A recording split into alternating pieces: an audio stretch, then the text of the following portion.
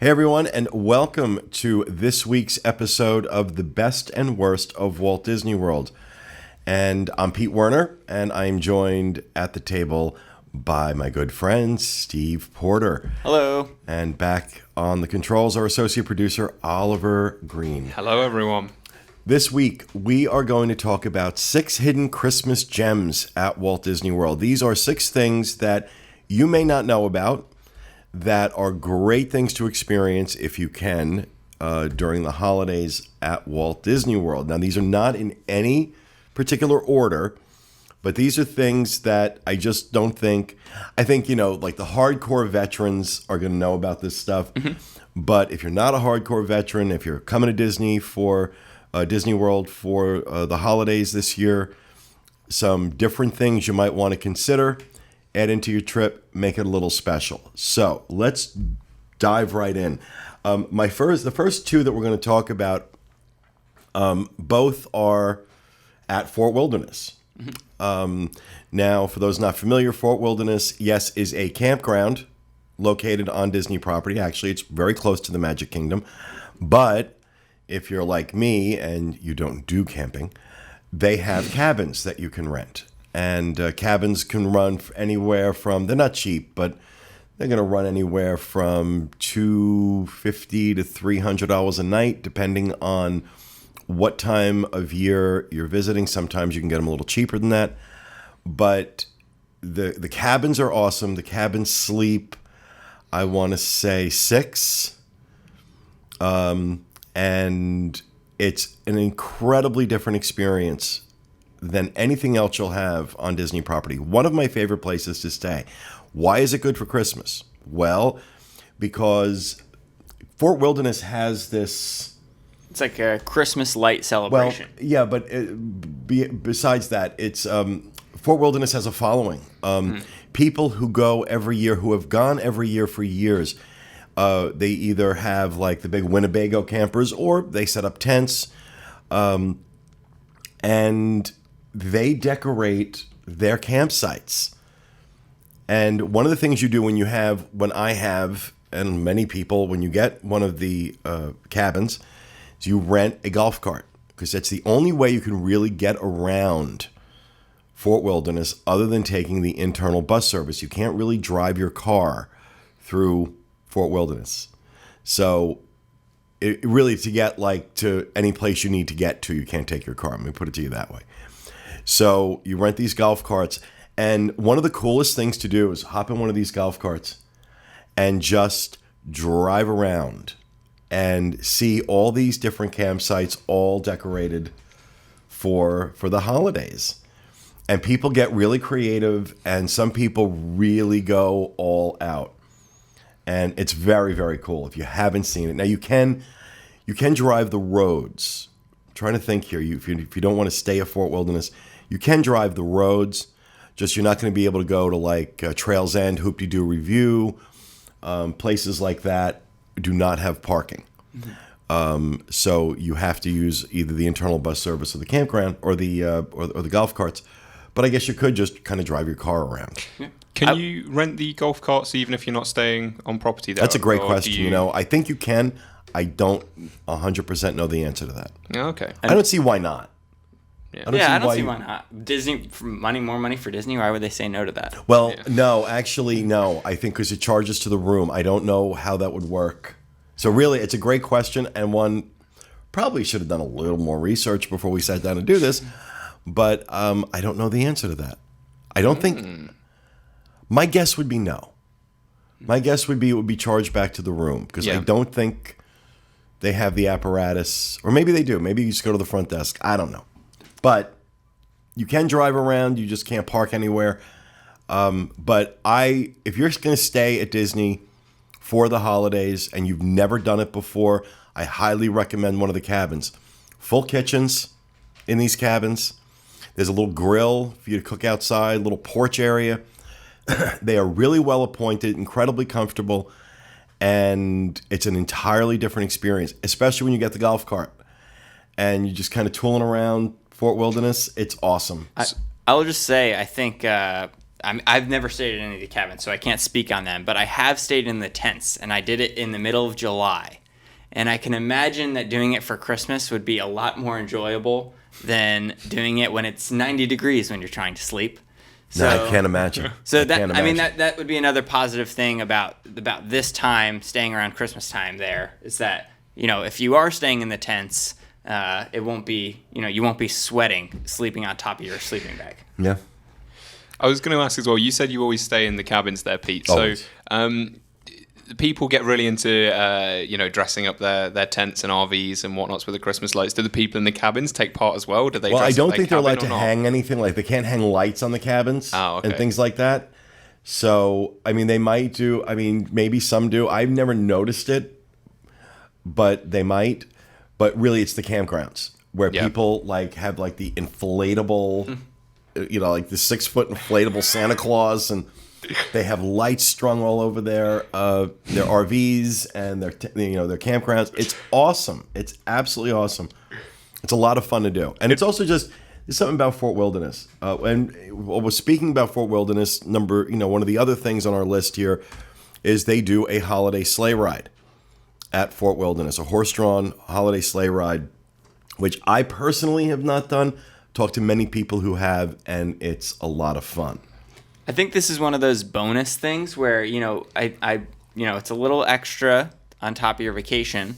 But, it's kind of like the way I see the boat rentals is that, you might pay a little extra for that, but it's something that adds a special part to your vacation that, most people, when they come back from Walt Disney World, haven't experienced. So I've actually took part in I've never done this experience, but I've done the horse riding, which I'm assuming are the same horses that pull the sleigh, and it's the same wooded area that you go around, and it's just so immersive. It takes you straight out of, the feeling of being in the middle of Florida and right next to the Magic Kingdom, and you do feel like you are in that campground and you are, away from it all. So I enjoyed that experience a lot, which kind of, makes me want to try this one out. It's got a nice Christmas theme, so... It's a sleigh ride. First of all, the sleigh rides only happen in the month of December. I believe it's about $79 and fits up to 4 people, 5 if you've got a toddler, I guess. Mm-hmm. And they decorate the carriages with lights and garland and things like that. And you kind of go around. You got to book that in advance. 407 WDW Play, and they're about 25 minutes long. And it's just something different to do. You do not need to be staying there, but... And is that $79 per carriage or per person? I believe that's $79. Each sleigh, it says each sleigh ride costs $79. So it's $79 for the family. It's very comparable then to the boat rides. For a pontoon boat for an hour is, I believe, $90. Yeah, so but this is a lot more interesting than that, and it's something you can only do at this time of year. So I think that's an amazing value. That doesn't. You often feel with a lot of things at Disney, you're always paying that upcharge. I'd pay that. I'd definitely pay that for if there's more than one person going in that carriage. That's a nice romantic gesture. It's nice for families. That is a really, really good value. I'm actually blown away by that. You've given me some ideas for this year, actually. Yeah. Well, that's the whole idea of the show, isn't it? The third thing I want to talk about is a hidden gem. Again, for veterans, this is not a hidden gem. We've known about this stuff for years. But if you're not a veteran, if you're not familiar with all the intricacies of what happens at Disney World during the holidays, the Grand Floridian, and this you can experience after Thanksgiving through January, through the early part of January, mid part of January, if we're going to go by last year.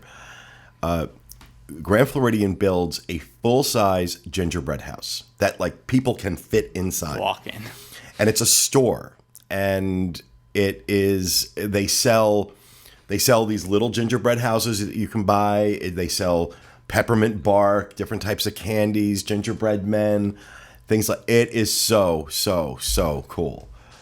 And even though you can also you can buy these gingerbread houses and some of this stuff, they have smaller setups over at the beach club, I believe the yacht club and the boardwalk as well. The gingerbread house at the Grand Floridian really is that experience, you know? And # amazing experience. Amazing experience. And you guys have seen this, right? You guys have seen the Jingle Yeah, Jam. I'll say it's one of those cool things where there's really detailed intricacies in it, and so you got to really get up close and look at it.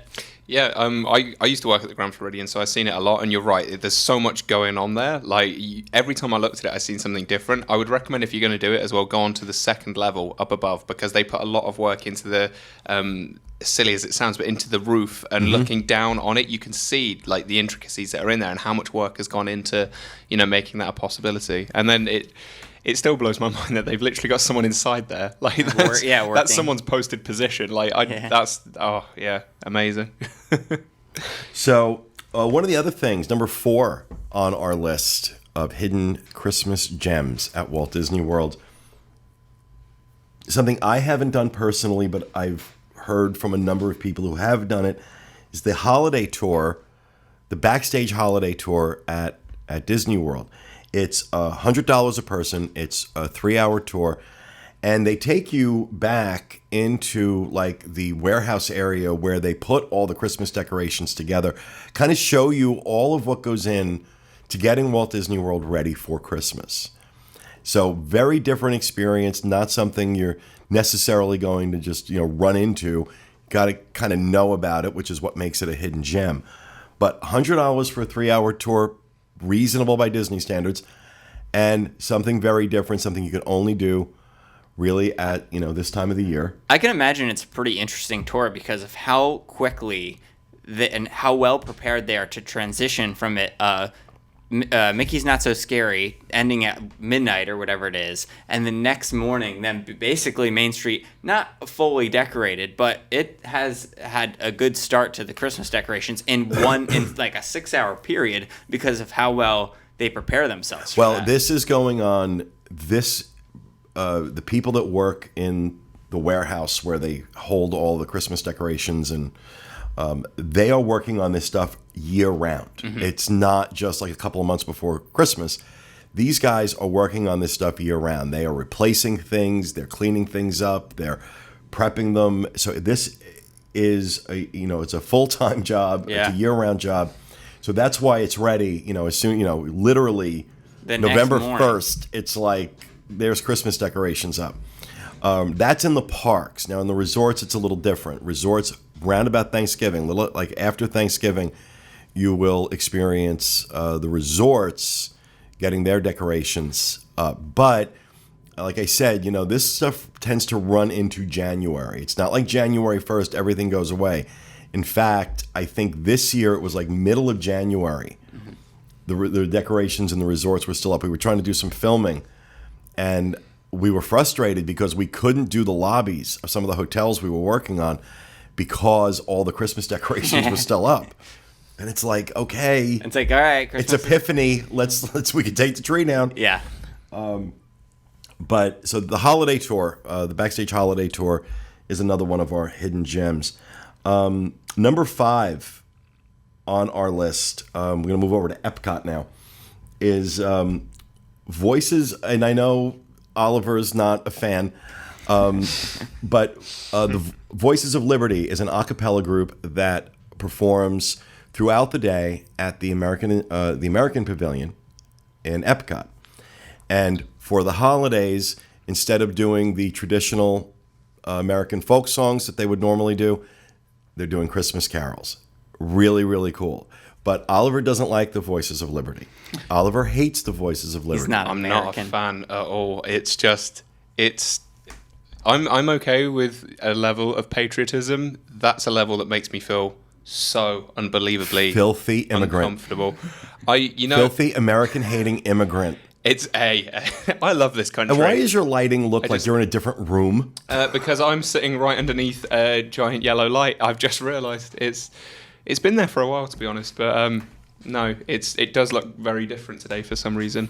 But no, back to the Voices of Liberty. It's just Filthy American hating immigrant. No, it reminds me of like when they're not singing at Disney World. I imagine they're moonlighting for the North Koreans, because that's like the level. No.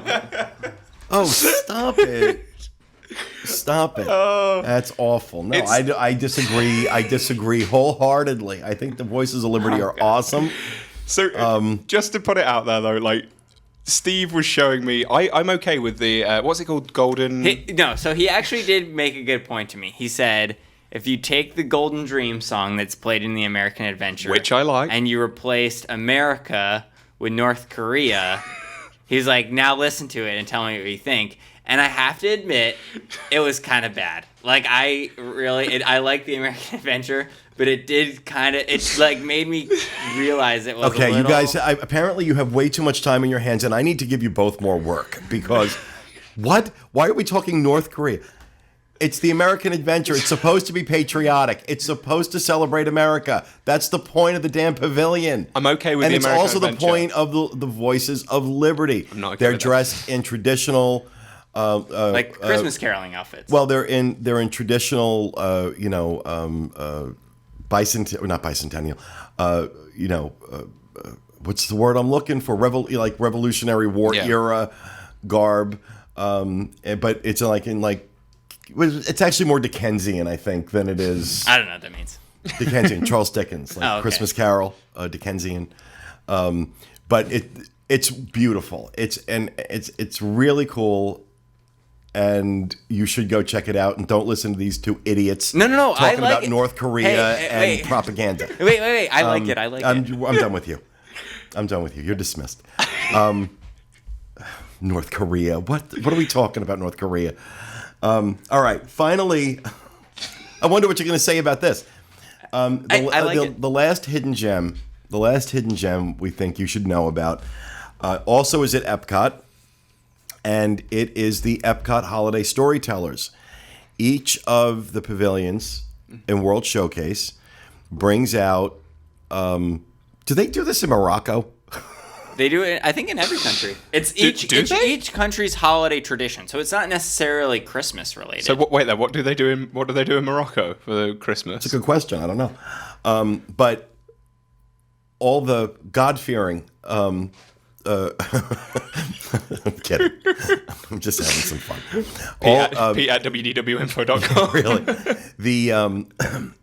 all of the pavilions bring out a holiday storyteller. So you have various versions of Santa Claus will come out and tell the story of that country's traditions for the holidays, and it's really cool. I think we have videos of them up somewhere.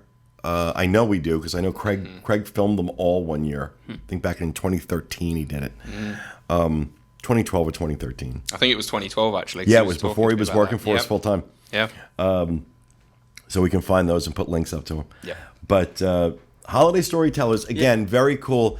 And they will list them, if you want to know when they're doing it, they will list them in the park map and the Times Guide to tell you when they'll be out in each country. Yeah, the thing I really liked about the Storytellers is that... The North Korean storyteller?